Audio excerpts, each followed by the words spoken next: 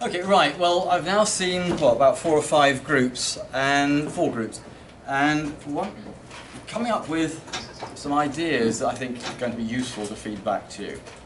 Well, first of all, what are we doing today? The most important thing today is the fact that I'm going to be spending 2 or 3 minutes with each of you to talk about the ideas you've come up with, the sources you've got, have a look perhaps at your bibliography to make sure it's developing towards Harvard standard, although I keep seeing long lists of URLs and nothing else. Now that is not Harvard compliant, and if they are going to be the sources that you're going to use in your article, then it's probably worthwhile creating them as Harvard references right from the beginning, rather than having 10 URLs there that are kind of interesting or relevant and that you're going to use, because you've then got to revisit the web page to collect all the details that you need to put a proper reference there. Now, one of the things that's really great is that this year it seems that most of you are about a week ahead of most of your colleagues last year. You're really getting into this researching and developing ideas very quickly, and that's amazingly good. Well done, all of you. I'll confirm that, obviously, when I talk to each of you just in a few minutes. But the thing that comes out time after time, lots of lovely ideas, great resources you come up with. But I take you back to this top right-hand box, your sort of evaluation and discussion. The content, the real content of the assignment. So many are coming up with lovely stories about these changes have happened like this and like this and like this. And in the context might be of games, or for you guys, IT, it's going to be impact on society and all sorts of interesting things across the whole range of topics that are available to you. But I keep coming back, there's a so what question that I keep talking about. So what, why is it relevant, what's important? And then impact, consequences. What are the consequences of these changes that you are documenting? Why is it important? And go back here. The how and the why of the impact of these changes in technology. How do they affect the reader? How do they affect society? How do they affect businesses? You name it. There are so many consequences of all of these changes. And I want you to focus more and more on the consequences of these changes rather than just purely the history. Remember, history, the basic history comes down somewhere about 45%. That's where the history is going to get you. Now, none of you want a 45% sort of score. You are aiming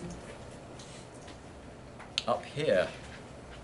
75, 85, 95. So we're looking at all of those sections at consequences. And the difference between them is really how wide the range of perspectives are and how clearly you demonstrate those consequences, that impact.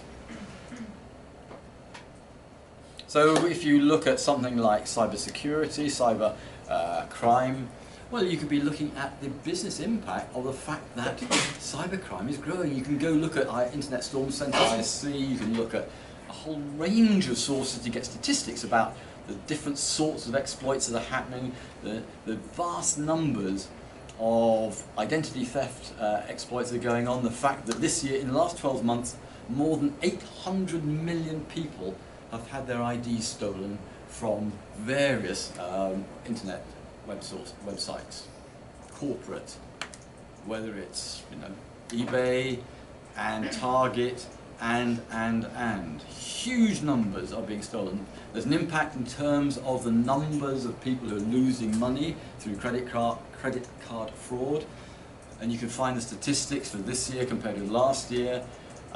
You can use some of the PricewaterhouseCoopers reports, annual reports in terms of cybercrime and security that are published on behalf of one of the government departments that give you statistics about how businesses are responding and are improving or not, as the case may be, their ability to develop better security. Consequences, consequences, consequences. What does it do to us? What does it do to our trust in the environment, in the our connections to the internet? You know, you can look at things like unprotected, unpassword protected wireless access points around the countryside are not terribly secure. You can easily hijack those wireless access points if you've got the right technology, and then capture all the passwords that people quite happily use from Costa or any of the Wi-Fi places around the country. You know, you could have all of your IDs and passwords collected just like that. And yet we use wireless wherever we can, from our smart devices, go onto our banking sites to go and transfer money around. So it means that they've got our bank IDs, bank passwords, and everything. Consequences, folks. So it's really what I'm wanting to focus on. What are the consequences of the story that you want to tell based on your research? How good is the research? How much research have you done?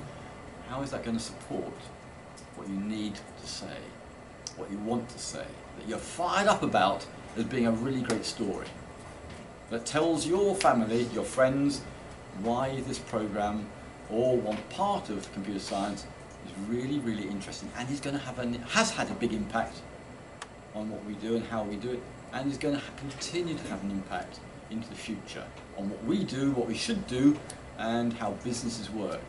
Okay? Now I'm going to spend a few minutes with each of you to review your ideas and talk about the consequences so you can aim for here. Okay, folks? Any questions? Yeah. Sometimes you call it an article, sometimes you call it a report. And I'm wondering if really they're interchangeable or not, because articles to me are quite informal, chatting almost. A journal article is very, very formal. And you're writing more, I mean, you're writing computers for everyone, so, but I still want that formality. So I want third person rather than first person. So you're not going to be using I. You're going to be using the third person passive. This is an important thing. The article describes, or the conclusion will be developed that. So we don't want any I's. It's formal, this is a formal article, even though it's for the Computers for Everyone journal, which might have a, if it was a real one outside, not an academic one which is showcasing your writing ability, which has to be academic, which is why you've got citations and references, makes it academic. Therefore, keep it, to some extent, formal. Okay? I don't think the thing to get the date is Word, because it's saying that it has today's date on it. That may well be true. If it is PHP created, it's created on the fly, it will have today's date. The 6th of October. Yeah, it's quite possible. It is quite possible that if that particular web page is created on the fly as you request it, it will automatically come up with today's date. Remember, we're getting more and more data being presented on web pages which is created from content management systems that puts it together as it delivers it to you, hence today's date. Therefore you put 2014, not a problem. By the way, I'm just going to show you this little page, because time and time again you need to know when a web page was published. It doesn't always have a copyright date at the bottom of the page. And in week 1, the introduction for my lectures series, as part of being an excellent student folder or item, there's a PowerPoint presentation there called Website Publication Date. It's a PowerPoint created about 4 or 5 years ago by a previous student of mine, and it tells you how to use Google in a very special way to actually tell you when that particular web page was actually created.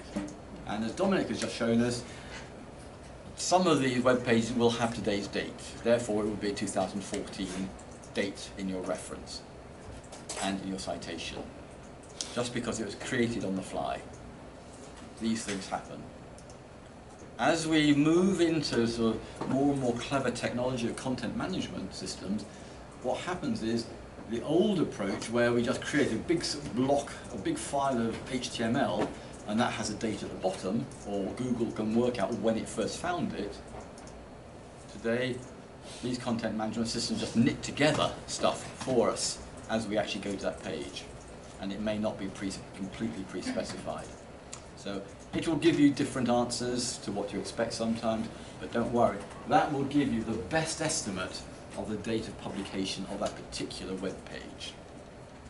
Okay, so I will now spend some time with each one of you talking about your ideas, and we'll see where we go.